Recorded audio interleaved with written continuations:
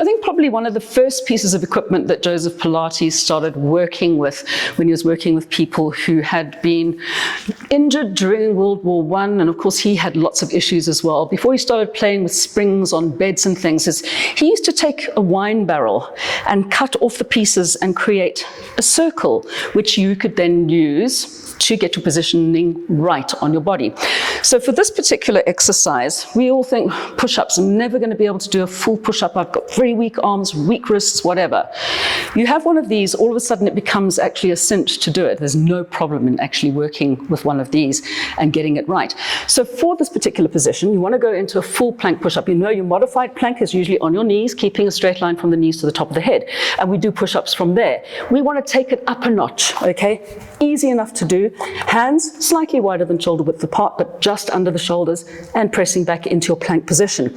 Pull the ribs and the hips together. You've got this just over your sternum. And we're going to exhale down and inhale, push it up. It's easy. Pressing it down and up and down and up. And I'll tell you what, if you keep working with one of these, soon you'll be able to do push-ups without one. This will just get you into the right place and into the right mind space.